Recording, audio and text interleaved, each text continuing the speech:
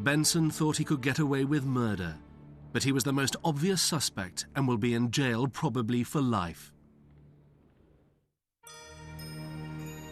A month after Benson planned his car bomb in Florida, brutal multiple murders at an English farmhouse shocked Britain. In August 1985, 24-year-old Jeremey Bamber attended the funerals of his parents, his sister, and her 6-year-old twin sons. As he followed the coffins, he seemed inconsolable, leaning heavily on his girlfriend's arm for support. A little more than a week earlier, he had called the police to his parents' farmhouse. Inside, they found a scene of almost indescribable horror. There were 5 dead bodies. Neville and June Bamber, both aged 61, had been shot and battered to death. Their daughter, 27-year-old Sheila Caffell, was also dead, a rifle lying across her chest. Her 6-year-old twin sons lay motionless nearby. There was no sign of a forced entry. All the windows and doors appeared to be locked from the inside.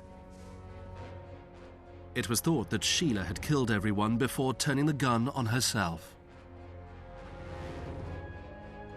Jeremey Bamber, who had worked for his father as an estate manager, was set to inherit a large sum of money and property.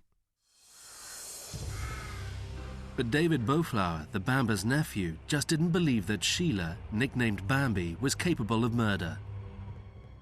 He thought that Sheila, a former model, was incapable of handling a gun. She was also completely devoted to her sons. So Beauflower and his sister revisited the house. They remembered that as children they had discovered a window at the back that always appeared locked, even though it could be opened easily. They also found a rifle silencer locked in a gun cabinet, which the police had overlooked. It was flecked with tiny traces of blood. Meanwhile, Bamber's girlfriend, Julie Mugford, was wrestling with her conscience. She then told the police that Bamber had spent months planning to kill his parents. He'd hoped to commit the perfect murder. Bamber was arrested as he returned from a holiday in the south of France. He was charged with murder the next day.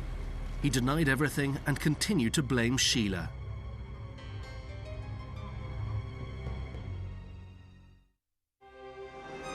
Bamber's trial began at Chelmsford Crown Court in October 1986. The court was told that Bamber had killed his entire family in order to be the sole beneficiary of his parents' will.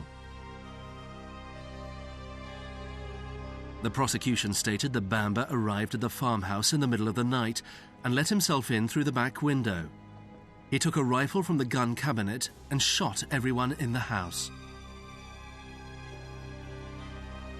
He returned to his own cottage and phoned the police, telling them he'd had a frantic call from his father saying The police initially thought Sheila had shot everyone before turning the gun on herself. But the court was told Sheila couldn't possibly have killed herself with a rifle held under her chin. With a silencer in place, it was simply too long for her to reach the trigger. Julie Mugford was also brought into court to testify against her former boyfriend. She made a compelling witness, as she described how Bamber intended to kill his parents and inherit everything. She later gave a television interview. It was the Christmas of '84 when he first started talking about it, and he had this intention of poisoning them and burning down the house.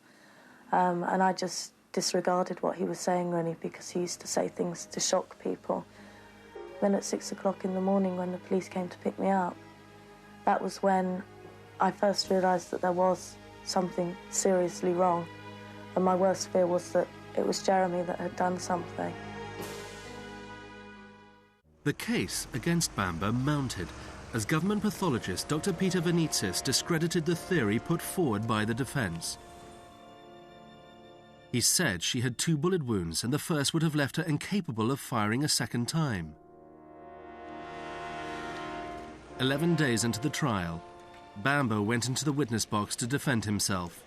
He seemed very calm and collected. He told the packed court he had had a loving relationship with his parents and accused Julie Mugford of lying because they'd had a fight and split up. Bamber said he'd been at home watching television on the night of the murders when he'd received the phone call from his father. He continued to profess his innocence. The jury took just one day to return a 10-2 verdict of guilty.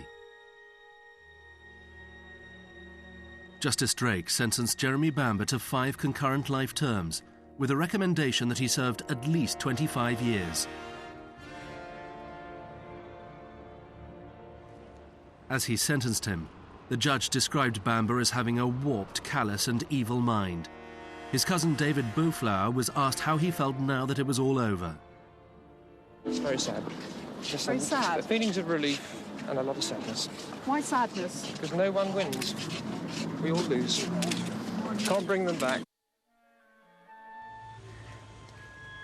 In March 2001, after Bamber had spent nearly 16 years in prison, the Criminal Cases Review Commission recommended a review by the Court of Appeal. The appeal was rejected in December 2002.